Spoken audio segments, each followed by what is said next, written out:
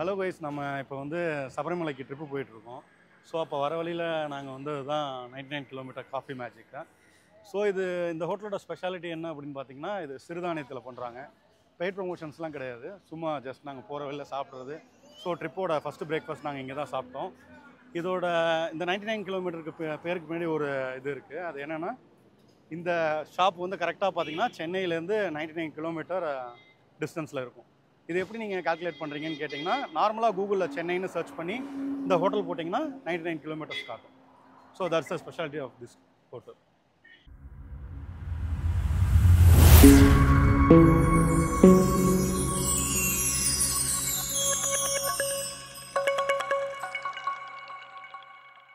நாங்கள் சபரிமலை பக்கத்தில் யதார்த்தமாக வந்தோம்.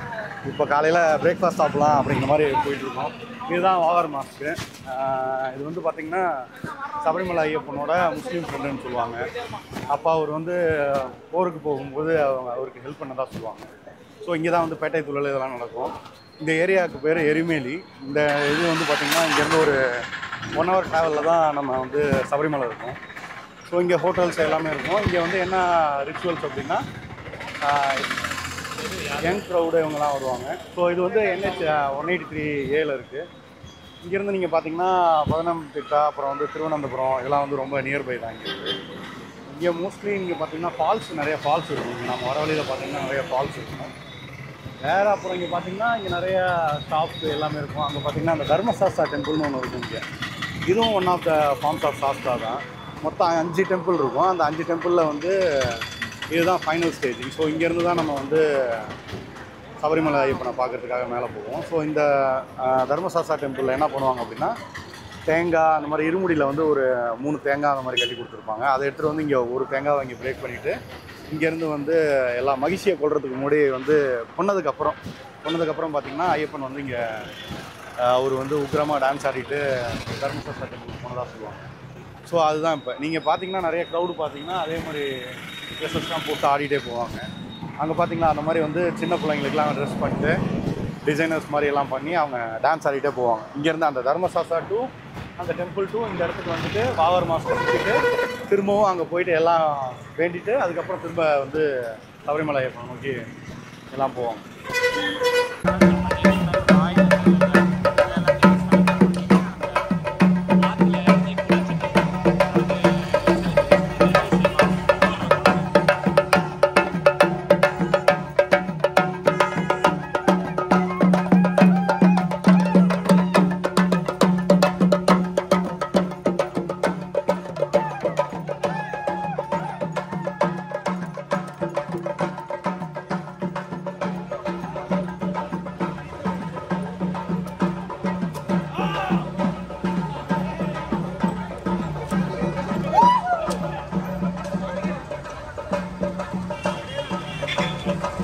இப்போ வந்து பார்த்திங்கன்னா நம்ம வந்து தர்மசாஸ்தா டெம்பிளில் தான் இருக்கோம். இந்த கோயிலுக்கு வந்து பார்த்திங்கன்னா ஒரு பூர்வீக பாரம்பரியம் இருக்குது. இதில் வந்து பார்த்திங்கன்னா 2 இருக்குது, வள்ளியம்பலம் கொச்சம்பலம்னு சொல்லி 2 இடம் இருக்குது. இந்த 2 இடத்துலையும் பார்த்திங்கன்னா வந்து தர்மசாஸ்தாவை வழிபடுவாங்க. தர்மசாஸ்தா அப்படிங்கிறது பார்த்திங்கன்னா மொத்தம் 5 சாஸ்தாவாக சொல்லுவாங்க ஐயப்பன் டெம்பிளில். அதில் ஒன் ஆஃப் த ஃபார்ம் தான் இந்த கோயில். இந்த எருமெலியில் என்ன ஸ்பெஷாலிட்டி அப்படின்னு பார்த்தீங்கன்னா, ஐயப்பன் சாமி வந்து மகிழ்ச்சிங்கிற அரக்கியை வதம் செஞ்சுட்டு இங்கே தான் வந்து எப்படி சொல்கிறது, ஒரு செலிப்ரேஷன் மோடில் இருந்தார் அப்படிங்கிறது தான் இந்த கோயிலோட ஸ்பெஷாலிட்டி. இதில் மெயினாக பார்த்திங்கன்னா வந்து பேட்டை துள்ளல் அப்படிங்கிறது ஃபேமஸ்ஸு. அது என்ன அப்படின்னு பார்த்தீங்கன்னா, கன்னிசாமியாக, அதாவது சின்ன வயசில் வர குழந்தைகள்லாம் இவங்களை எல்லாத்துக்கும் வந்து பார்த்திங்கன்னா பவ் அண்ட் டேரோ கொடுத்து அவங்கள டான்ஸ் ஆடிட்டு கூப்பிட்டு போவாங்க. இதில் நிறைய மியூசிக்கல் இன்ஸ்ட்ருமெண்ட்ஸும் வாசிப்பாங்க டியூரிங் தட் டைம். அதில் வந்து பார்த்திங்கன்னா நாதஸ்வரம், அப்புறம் வந்து சண்டி மேளம்னு சொல்கிறது, அப்புறம் பம்ப மேளம்னு சொல்லி ஒன்று இருக்குது. ஸோ இந்த இன்ஸ்ட்ருமெண்ட்ஸ்லாம் வாசிச்சுட்டு ஆடிட்டு வருவாங்க. இதில் இது என்ன சொல்ல வருது அப்படின்னு பார்த்தீங்கன்னா, whenever there is a evil there should be a organized retransformation in the society அப்படிங்கிறது தான் இதோட மேஜரான ஃபீட்பேக். அதாவது என்னென்னா, அரக்கியை வந்து பார்த்திங்கன்னா நிறைய மக்களை கொடுமைப்படுத்திக்கிட்டு இருக்கும்போது ஐயப்பன் சாமி வந்து பார்த்திங்கன்னா மொத்தமாக மக்களோட துணையோடு போய் அரக்கியை வந்து வேலை செஞ்சார் அப்படிங்கிறது தான் இதோட ரியாலிட்டி. அண்ட் இதில் வந்து பார்த்திங்கன்னா வாகர் மாஸ்க்கு அங்கே இருக்கும். இப்போ நம்ம அடுத்து அங்கே தான் போக போகிறோம். ஸோ அதில் வந்து பார்த்திங்கன்னா அந்த வாகருங்கிறவர் வந்து ஐயப்பன் சாமியோட ஃப்ரெண்டு. ஸோ அவரோட ஹெல்ப்பில் தான் அவர் வந்து மேலே போய் இது பண்ண ஆரம்பிச்சிடுவாங்க, வேலை செஞ்சு ஆரம்பிச்சிடுவாங்க. இந்த கோயில் ஒன் ஆஃப் த ஃபார்ம்ஸு. இது வந்து பார்த்திங்கன்னா 5th டெம்பிள். இதுக்கு முன்னாடி வந்து பார்த்திங்கன்னா அச்சன் கோயில், ஆரியங்காவு, அப்புறம் வந்து பந்தளம், இன்னொரு டெம்பிள் குளத்துப்புழா. ஸோ இதெல்லாம் வந்து 4 ஃபார்ம்ஸு. இதில் ஒன்று Erumeli. And 6th form of temple தான் வந்து பார்த்திங்கன்னா சபரிமலை ஐயப்பன்.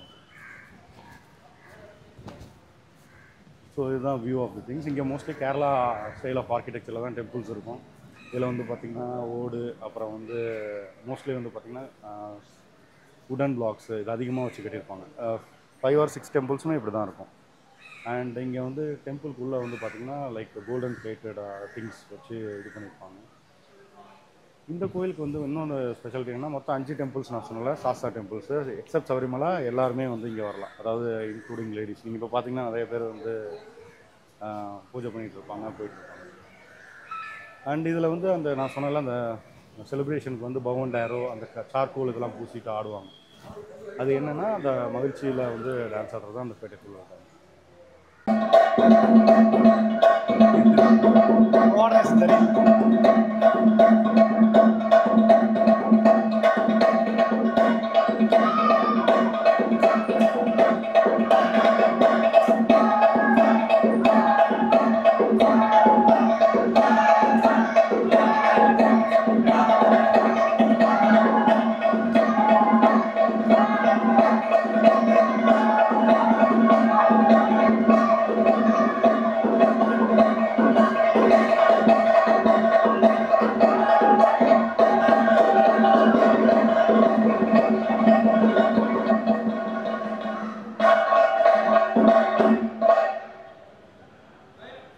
இங்கே வந்து பார்த்திங்கன்னா நம்ம இந்த எரிமலையில் வந்து ஸ்பெஷாலிட்டி நிறைய சொல்லிட்டு வந்தாலும் அதில் ஒன் ஆஃப் த திங்ஸ் வந்து பார்த்திங்கன்னா பம்பா ரிவர். பம்பா ரிவருக்கு நிறைய ட்ரிபியூட்டரிஸ் இருக்குது. அதாவது குளத்துப்புழான்னு சொல்லுவாங்க, குளத்துப்புழா ரிவர்னு சொல்லுவாங்க, மணிமாலா ரிவர்னு சொல்லுவாங்க, பந்தளம் ரிவர்னு சொல்லுவாங்க, அச்சங்கோயில் ரிவர்னு சொல்லுவாங்க.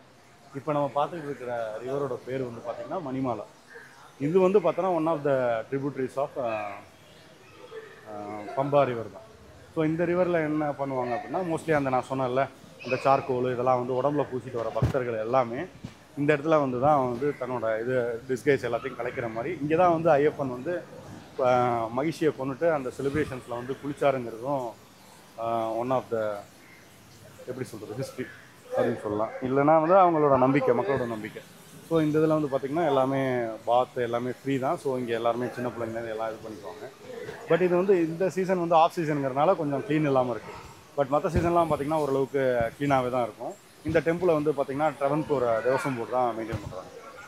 ஓகே, இன்றைக்கி நம்ம எந்த இடத்துல இருக்கோம்னு பார்த்தீங்கன்னா எரிமேலின்ற இடத்துல இருக்கோம். இந்த எரிமேலியோட காரண பெயர் என்னன்னு பார்த்தீங்கன்னா எருமை கொல்லி. அதாவது எருமை உருவில் இருந்த மகிழ்ச்சியை வந்து அரக்கியை வந்து சம்ஹாரம் செஞ்ச இடங்கிறதுனால இந்த இடத்த வந்து எருமை கொல்லி, அது அப்படியே மருவி எரிமேலி அப்படின்னு வந்து வழங்கப்படுறதா சொல்கிறாங்க. இதில் வந்து இப்படி போயிடலாம். பழங்கால அந்த 10ஆம் நூற்றாண்டு வரலாறை பார்க்கும்போது இது ஏன் எரிமேலின்னு அழைக்கப்படுதுன்னு பார்த்தீங்கன்னா, எருமை உருவத்தில், மனித வடிவத்தில் எருமை உருவத்தில் மகிழ்ச்சி இருந்ததாகவும் அதை வந்து ஐயப்பன் சுவாமி ஐயப்பா வந்து சம்ஹாரம் செய்த இடம்ங்கிறதுனால எருமை கொல்லி எரிமேலியாக பெயர்கரணம் வழங்கப்படுதுன்னு சொல்லுவாங்க. இப்போ நம்ம முருகருடைய வாழ்வியல் மாதிரியே நம்ம ஐயப்பனுடைய வாழ்வியல் முறையும் இருக்கும். முருகருக்கு ஒரு 6 படை வீடு இருக்குன்னு சொல்லுவோம். ஒவ்வொரு காலகட்டத்தில் அவர் குழந்தையாக இருந்தது, சிவனுக்கு பாடம் சொல்லி கொடுத்தது, கோச்சிக்கிட்டு போயிட்டு பழனியில் இருந்தது, போருக்கு போனது, வெற்றி கொண்டது, இந்த மாதிரி கல்யாணம் பண்ணது, இந்த மாதிரி தனியாக நின்னது, அந்த மாதிரி ஒவ்வொரு காலகட்டத்துக்கு தகுந்த மாதிரி 6 வீடுகள் இருக்கும்.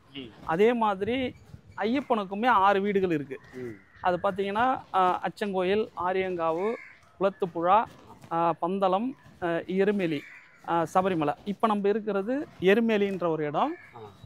எப்படி வந்து திருச்செந்தூரில் முருகர் வந்து ஒரு போருக்கு போகும்போது தயாராகி போய் வெற்றி கொண்டு அதன் நினைவாக வச்ச ஒரு வீடு மாதிரி இருக்கும், அதே மாதிரி ஐயப்பன் போருக்கு போய் அதை வில் வீரராக போய் போரில் சந்தித்து வெற்றி கொண்டு வந்ததுக்கு அடையாளமாக தான் இங்கே அவர் ஒரு போர் வீரனாக தான் ஒரு உருவம் வந்து எருமேலியில் காட்சி கொடுக்குறாரு. அது அந்த ஃபார்ம் தான் இங்கே இருக்குது. அதனுடைய அந்த போருக்கு போனதான் நினைவாகவும் போரில் வெற்றி கொண்ட சந்தோஷத்தை எப்படி கொண்டாடினாங்கன்றதுக்காக தான் இப்போ நம்ம இந்த கோவிலுக்கு வந்தால் எல்லாரும் வந்து முகத்தில் கலர் பவுடர்லாம் பூசிக்கிட்டு இந்த இறகுலாம் சொருகிக்கிட்டு ஆடிட்டு வர்றது காரணமே போருக்கு போன நினைவும் வெற்றி கொண்டதனுடைய நினைவுக்காக தான். செலிப்ரேஷன். போருக்கு வந்து தந்திரமாக போய் அட்டாக் பண்ணுறதுக்கு முகத்தில் சாயங்கள் பூசி வில் வித்து அந்த கத்தி இது மாதிரி பொருட்கள்லாம் எடுத்து போயிட்டு பயன்படுத்தினது. அதனுடைய அந்த நினைவாக தான் இன்னைக்கு ஒரு செயற்கையாக நம்ம ஒரு சின்ன சின்ன ஆயுதங்கள் மாதிரி கத்தி, இந்த தலையில் வச்ச வில், அம்பு, கிரீடம், அந்த மாதிரி அது ஒரு நினைவா போர்க்கருவிகளை நம்ம இப்போ என்ன நினச்சின்னா ஏதோ ஒரு ஆட்டப்பாட்ட கொண்டாட்டம் நினச்சிட்டு இருக்கோம். ஆனால் அது அன்னைக்கு ஆட்டம் பாட்டம் இல்லை, போரில் போய் வெற்றி பெற்று அதனுடைய வெற்றி கொண்டாட்டத்துக்காக தான் அவங்க வந்தது. அதை நினைவாக தான் இப்போ நம்ம இதை பண்ணிட்டு இருக்கோம்.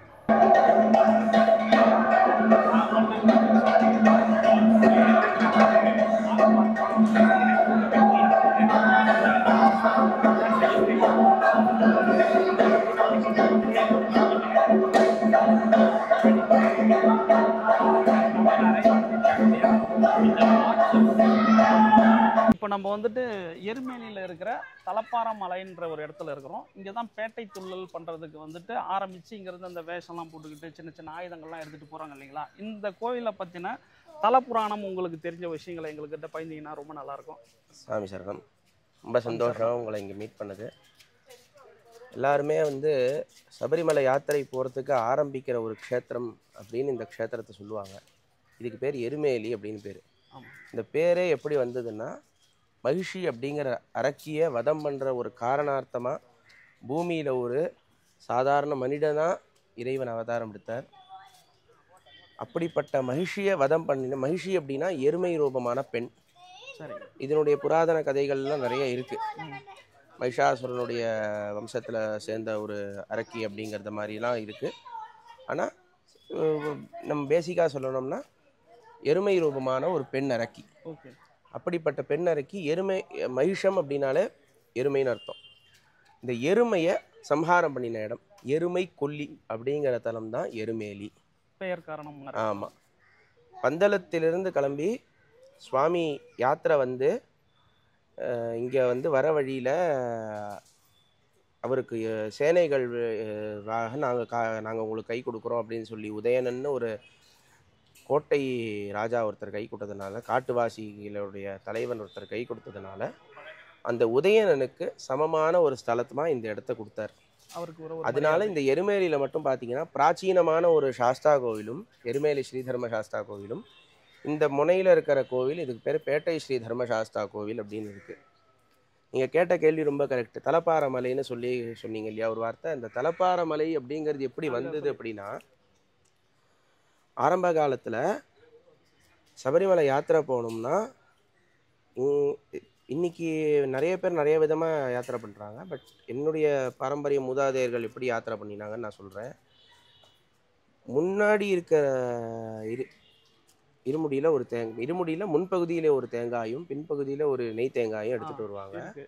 பின்னாடி இருக்கிறத வந்து எருமேலி சாஸ்தாவுக்கு அபிஷேகம் பண்ணிவிட்டு, இந்த மெயினாக இருக்கிற கோவில் அபிஷேகம் பண்ணிவிட்டு, இந்த வழியாக தான் மலையேற வழியில் இந்த மலத்துங்கீழே ஒரு வெளிச்சப்பாடுன்னு ஒருத்தர் உட்காந்துருப்பார்.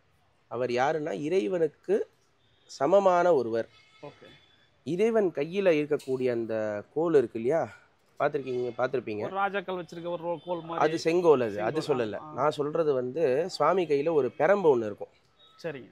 நம்ம தமிழ் மரபில் பார்த்தீங்கன்னா மாரியம்மன் கோவிலெல்லாம் பெரம்பு இருக்கும். கரெக்ட். அந்த மாதிரி பெரியாண்டவர் கோவிலில், மாரியம்மன் கோவிலெல்லாம் அந்த பெரம்பு இருக்கும். கருப்பசாமி கோவிலெல்லாம் கூட. ஆமாம். அந்த பெரம்பு சாமி மேலே சாத்தி வச்சுருப்பாங்க. அந்த சாஸ்தா கிட்ட இருக்கிற பெரம்பு அவர் கைக்கு மாறி வரும். அவர் அந்த வெளிச்சப்பாடுன்னு சொல்லக்கூடியவர் அதை எடுத்துட்டு இங்கே சுவாமிக்கு சமமானவராக இங்கே வந்து உட்கார்ந்துப்பார். சரி. யாரெல்லாம் யாத்திரைக்கு விரத சுத்தியோட, சத்தியமான நம்பிக்கையோட, பக்தியோட, உண்மையான சிரத்தையோட விரதம் இருந்திருக்காங்களோ அவங்க எல்லாருமே சபரிமலை யாத்திரை போகலாம் அப்படின்னு சொல்லி அவங்களுக்கு பிரசாதம் கொடுத்து அனுப்புவார். யாருக்கெல்லாம் தகுதி தராதரம் இல்லையோ அவங்களுடைய இருமுடியை வாங்கி அவர் வச்சுப்பார். அவங்க எருமேலி சாஸ்தாவை தரிசனம் பண்ணிட்டு அவங்க வீட்டுக்கு போகலாம். இதோட உங்கள் பயணம் முடிஞ்சிருச்சுன்னு அனுப்பி வச்சிருவார் அப்படின்னு அனுப்பிடுவார். அதுக்கப்புறம் அவங்க விரத சுத்தியோட அப்புறமா அடுத்த வருஷம் வந்து தரிசனம் பண்ணுவாங்க. ஆரம்ப காலத்தில் இந்த ஆராட்டு உற்சவம், இப்போ நடக்கக்கூடிய பங்குனி உத்திரத்தில் நடக்கக்கூடிய ஆராட்டு உற்சவம் உட்பட எல்லாமே அந்த காலத்துக்குள்ளேயே தான் நடந்திருக்கு. மண்டல மகர காலத்துக்குள் மண்டல கால விரதம், மகர கால பூஜை. அந்த மக்கரத்துக்கு கார்த்திகை, இருக்கக்கூடிய அந்த மார்கழி, அந்த தை மாசம் இல்லை கிடையாது. மண்டல காலத்தில் விரதம் மட்டும்தான். மண்டல காலத்தில் அவங்களுக்கு மட்டும்தான் பூஜை, நமக்கு அலோடு இல்லை. சரிங்க. நமக்கு மகர காலத்தில் மட்டும்தான் சாமி தரிசனம் பண்ணுறதுக்கான ஒரு ஓப்பனிங் நமக்கு கொடுக்கப்பட்டிருக்கு. நம்ம வந்து மண்டல மகர காலங்களில் மட்டும்தான் நம்ம போய் யாத்திரை பண்ணியிருக்காங்க அந்த காலத்தில் பெரியவங்கள்லாம். ஸோ அந்த நேரங்களில் மட்டும் அந்த ஸ்தானிகர்கள், வெளிச்சப்பாடுகள் அவங்களுக்கு முக்கியத்துவம். அதை வச்சுட்டு அவங்க சொல்கிறபடி கேட்டுண்டு அந்த காலத்தில் நடந்தோம். அதுக்கப்புறம் அந்த வெளிச்சப்பாடுங்கிற சிஸ்டம் வந்து கொஞ்சம் கொஞ்சமாக சபரிமலையிலேயே நிப்பாட்டிட்டாங்க. சபரிமலை இன்னும் கேரளாவில் இருக்கிற நிறையா கோவில்களில் வெளிச்சப்பாடு இருக்குது. வெளிச்சப்பாடு அப்படிங்கிறது நம்ம ஊரில் சொல்லுவோம் இல்லையா, தலைமை பூசாரின்னு சொல்லுவோம். சாமிக்கு நிகரான ஒருத்தர் சாமியாடிலாம் இருப்பாங்க இல்லையா, அந்த மாதிரி சொல்லிட்டு அதே மாதிரி கேட்டு போகிறது அந்த மாதிரி இன்னும் கேரளாக்களில் நிறையா கோவில்களில் அப்படி இருக்குது. ஆனால் நம்ம சபரிமலையில் அந்த வெளிச்சப்பாடினுடைய இதை வந்து நிப்பாட்டிட்டதுனால தலப்பாரமலைங்கிற ஒரு பேருக்கு அது மருந்துக்கு இருந்துக்கிட்டு இருக்கு. இது மட்டும் இல்லை, இன்னும் கொஞ்சம் முன்னாடி போனீங்கன்னா இந்த க்ஷேத்திரத்தினுடைய விசேஷம் சொல்கிறேன். இன்னும் கொஞ்சம் முன்னாடி போனீங்கன்னா பகவான் வந்து ஆரிய கேரளவர்மனா மறுபடியும் அவதாரம் பண்ணி யோக நிலையை அடையிறதுக்காக பகவான் கொஞ்சம் கொஞ்சமாக ஒரு ஆயுதங்களை ஒரு இடத்துல தியாகம் பண்ணுறாரு அப்படின்னு சொல்லி ஒரு சரித்திரமே இருக்குது. அந்த விதத்தில் பார்த்தீங்கன்னா இந்த எருமேலியில் பகவானுடைய தன்னுடைய வாளை வந்து இங்கே ஒரு இடத்துல தியாகம் பண்ணிட்டு போனார். அது இன்னும் ஒரு பரம்பரை, ஒரு சாரார் வந்து அதை ப்ரிசர்வ் பண்ணி வச்சுட்டு இருக்காங்க. அந்த வாள், அந்த வீட்டுக்கு பேர், அந்த இடத்துக்கு பேர் புத்தன் வீடு அப்படின்னு பேர். இன்னும் பகவானுடைய அந்த பழைய வாளை நீங்கள் அங்கே தரிசனம் பண்ணலாம். இந்த எருமேலி சாஸ்தாவை தரிசனம் பண்ணினா தான் சன்னிதானம் போகணும் அப்படிங்கிற ஒரு கான்செப்ட் இருக்கே வழிய, இது எதனால இந்த எருமேலி சாஸ்தாவை பார்த்துட்டு நம்ம சன்னிதானம் போகிறோம் அப்படிங்கிறது அந்த வெளிச்சப்பாடு பற்றி, அதான் வெளிச்சப்பாடினுடைய வெளிப்பாடுன்னு அதிகமாக மக்கள் கிட்ட இல்லை. அத்தோ இந்த மாதிரி விஷயங்கள் தெரிஞ்சதுன்னா அந்த விரத சுத்தி இன்னும் அது அதிகமாகும். நம்மளுடைய முயற்சிகள் இறைவன் அடையும் மார்க்கமா இருக்கணுமே வழிய சபரிமலைக்கு நானும் போயிட்டு வந்தேன் அப்படிங்கிற ஒரு பேரா இல்லாமல் இருந்ததுன்னா ரொம்ப விசேஷமா இருக்கும். இதுக்கு மேலே வந்து இந்த விஷயங்கள் தெரிஞ்சாவது நம்ம வந்து நம்மளுடைய விரதத்தில் இன்னும் கொஞ்சம் ஸ்ரத்தையை கடைபிடிக்கலாம் அப்படிங்கிற ஒரு எண்ணத்தோட பூர்த்தி பண்ணிக்கிறேன். ரொம்ப சந்தோஷம். சுவாமி சரணம். பூர்ண புஷ்கலா காந்தனே சரணம் ஐயப்பா. இது ஒரு நல்ல விஷயம். நிறைய பேருக்கு வந்துட்டு இந்த மாதிரியான அந்த எப்படின்னா எல்லாரும் பூஜைக்கு வந்து ஒரு ஒழுக்கமான முறையில் தான் வருவாங்க. என்னென்ன விரத நடைமுறைகள் ஃபாலோ பண்ணணுமோ அதெல்லாம் பண்ணி தான் வரோம். பட் என்ன காரணத்துக்காக இந்த எருமேலிக்கு வந்துட்டு போகிறோம், அதாவது ஒரு 100 வருடங்களுக்கு முன்னாடி 200 வருடங்களுக்கு முன்னாடி என்ன நடைமுறைகள் இங்கே இருந்தது அது நிறைய பேருக்கு தெரியாமலே ஆனால் அதை செஞ்சுட்டு இருக்கோம். என்ன காரணத்துக்காக இதை செய்கிறோம், இந்த செயல்பாடுன்னு தெரியாமல் செய்கிறோம். இது நமக்கு தெரியறதுக்கு ஒரு வாய்ப்பாக இருந்தது. இந்த விஷயத்த சொன்னதுக்கு ரொம்ப நன்றிங்க உங்களுக்கு. சாமி சரணம். சாமி சரணம்.